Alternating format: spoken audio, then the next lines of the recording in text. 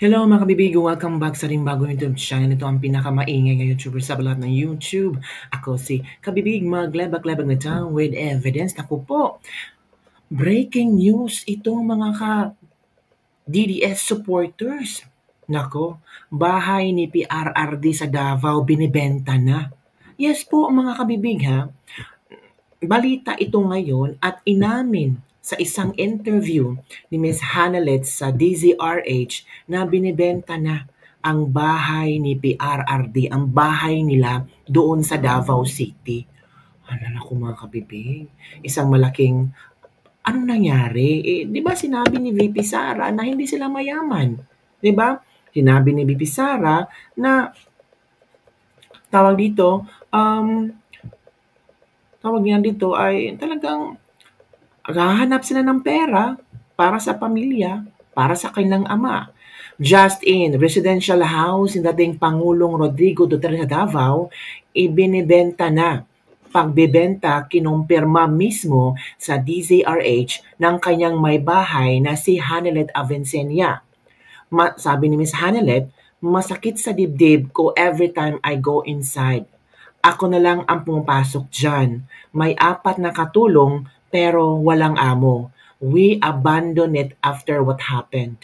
I cannot sleep there anymore because the lawyers asked us to install CCTV even inside the bedroom. Sabi ni Ms. Hanelet sa interview sa DZRH, mga kabibig.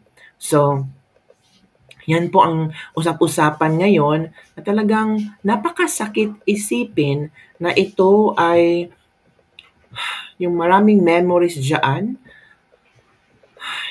Kakalungkot lang mga kabibig na ito ang mangyayari ngayon sa pamilya Duterte, mga kabibig. House and lot for sale, mga kabibig. Ito naman ang komento ng mga netizen. Mabuti ng ganon, iwas tanim ng mga tauhan ni Bangag. Ito pa. Hala, magkaiba po ang design ng gate, sabi ng isang netizen. Sa katabing gate po iyan nilagay yung house and lot for sale. Dami kasing gastos, sobra-sobrang panggigipit talagang ginawa ng gobyerno ni Marcos sa pamilya ni Tatay Digong. Sana fake lang ito. Hindi po fake kasi inamin ni Ms. Hanelet sa DZRH. Malulungkot si tatay, pati yung bahay na mahal niya, mawawala na rin. Pinapaalis na po ang mga volunteer doon kagabi, hating gabi. Maybe they're moving to a safer home that family needs protection and privacy. Sabi ng isa, mas maganda nga yun kung hindi nila ipapaalam kung saan sila titira. Baka, alam mo na, mahirap kasi, di ba? Ito pa ang komento ng iilang mga netizen. Sabi ni Paulo Lino Canatelio T. I already knew about it kaninang hapon. Di ko lang kayang i-post. Kasi sobrang sakit eh. Kasi naging tourist spot siya ng maraming DDS. Yung iba nga pupunta doon para mapapicture lang. And then, that house is remarkable, memorable, tourist spot. Kasi yan ang bahay ng isang presidente na hindi talaga marangya. In fact, si Pangulong Duterte hindi bumili ng bahay sa Manila, kundi umuuwi siya sa Davao, 'di ba? At tingnan mo ang bahay, mansion ba? Hindi mansion ang bahay ni Pangulong Duterte. Sabi ni MJ, I heard about it but could not believe it. So it's really there na nga, highest bidder daw. Why? Baka kailangan talaga ng pera ng pamilyang Duterte, 'di ba? Ito pang sabi, nakakaiyak. Is it possible for the people of Davao to buy it and preserve for the future Duterte Museum? Pwede yan to ask the Davaoenos. Naku, ang Davaoenos, mag-isip na kayo kung paano nyo isi-save yung bahay ni Pangulong Duterte. I'm sure marami mga memories yan si Pangulong Duterte. Ano kaya ang feeling ni Pangulong Duterte ngayon if ever malaman niya na yung bahay niya, for how many years siyang nakatira dyan, maraming memories, tapos ibibenta na. Sabi ng iba, hay, wag exaggerated, halata namang edited, baka ginawa lang isang tao na masama ang loob noong pinaalis na sila dyan. Kasi parang pinagkakaitan na rin magstay nila dyan sa bahay ni Tatay Digong. Base sa nakuha nating news, di ba? Sabi nila, ano daw, Um, kasi i-share ko sa inyo mga kabibig ha. Ito yung sinabi ng DZRH. Share ko sa inyo para naman magkaalaman. Dito, ito. Ito ha, i-share ko sa inyo. Baka sabihin nyo naman fake news ako. I-share ko sa inyo galing sa DZRH at ang sabi nila, ito. Yan DZRH. Just in. Diba? Kita nyo naman, Kita nyo naman, sige, i-move natin. Kita, yan. Diba? DZRH News Television. Yan ha, kita nyo naman, may blue check yan sa Facebook. So, authenticated yan. Authentic yang, yan, DZRH News na yan. Diba? Yun mga kabibig. Sabi ni Miss Hanalet, masakit sa dibdib ko every time I go inside. Ako na lang ang pumapasok dyan. May 4 na katulong pero walang amo. We abandoned it after what happened. I cannot sleep there anymore because the lawyer asked us to install CCTV, even inside the bedroom. So, ito yung bahay ni Pangulong Duterte na ibebenta na. Wala na nakatira dyan kasi delikado naman, di ba? Alam niyo naman na they have to be very careful sa kanilang mga buhay-buhay. Sabi dito, ito, wala na kayong kwentang magbalita media. Sabi dito, congratulations, Hanalet Avencenia, now you feel the pain. Kulong pa lang yan, dapat pumapanaw. Wow, grabe. Uy, itong si Roy Katsuela Clavaral, grabe ka naman. Parang wala kang tatay. Sabihin mo, oo nga, kung sabihin natin may kasalanan si Digong, pero dapat pumanaw na si Digong? Yun talaga ang nasa isip mo? Grabe, sana sana isipin mo before ka magsalita, mga ganyang mga reaction, di ba? Yung iba tumatawa lang, na ibebenta na ang bahay ni Pangulong Duterte. Yung iba sabi na, ay nako, drama lang yan, huwag tayong maniwala. Pero yan nakasulat na mga kabibig. Ito pang another picture na i-share ko sa inyo. Para clear. Ito ha, ito. Klarong-klaro ang picture ito. Kita ko sa inyo. Nakapanghinayang talaga kabibig. Sana ito Yan kita nyo naman. Klarong-klaro ang picture. Nandyan ang standee ni Pangulong Duterte. Diba? So, ang sakit. Parang, napakasakit talaga kabibig.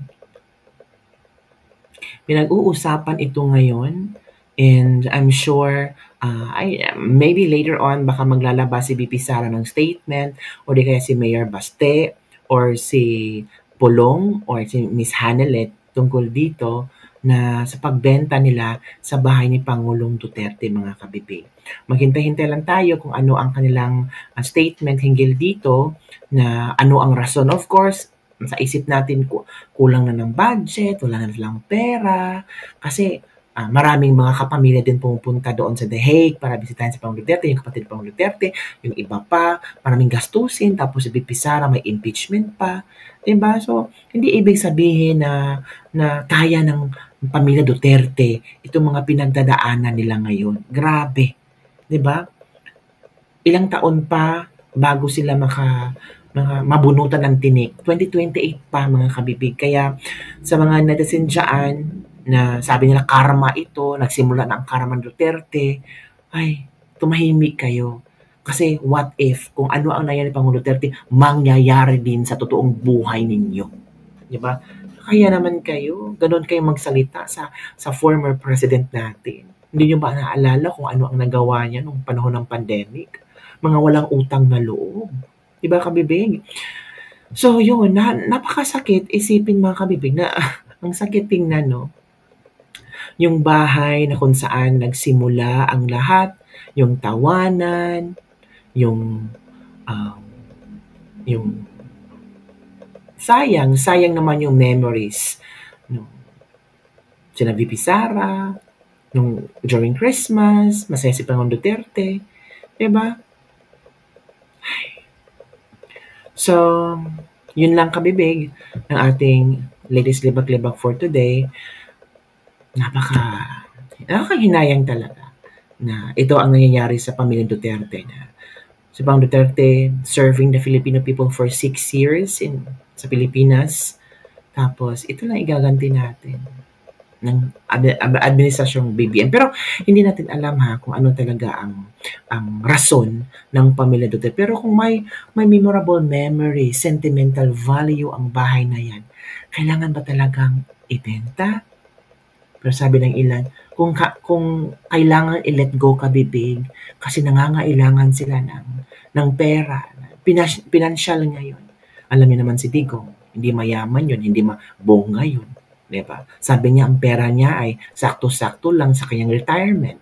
'Di ba? Sabi naman Bibi Sara kung pwedeng magbenta ng mga ari-arian, magbebenta sila para lang talagang makausap nila ang tatay nila, mapuntahan nila ang tatay nila. We're praying na sana ma-release na o ma-aprobahan na ang interim release na Pangulong Duterte at sana malapit lang sa Pilipinas para iwas gastos and yung ibig sabihin natin, mas madali siyang mapuntahan ng kanyang pamilya, mga kabibig. So, I'm sure ang pamilya ni Pangulong Duterte ngayon ay nasaktan din sa mga nangyayari. Aside from statement ni Ms. Hanalet na hihirapan siya kasi ang sakit, na siya lang pupunta sa bahay, tapos kita niya mga memories na Pangulong Duterte, tapos sabi ng mga lawyers, mag-install ng mga CCTVs kahit sa kwarto, is napakahirap gumalaw, tapos the same time, hindi mo alam kung anong mangyayari sa'yo, di ba? Kasi every now and then, may mga nagmo-monitor sa kanila, mga kabibig. So yun lang po mga kabibig ang ating latest libak-libak for today. Ano ang inyong sentimiento hinggil sa trending news na talagang sumabog, pinasabog, at talagang marami ang umiyak, nanghihinayang at nasaktan na ibebenta na ang bahay ni PRRD sa Davao.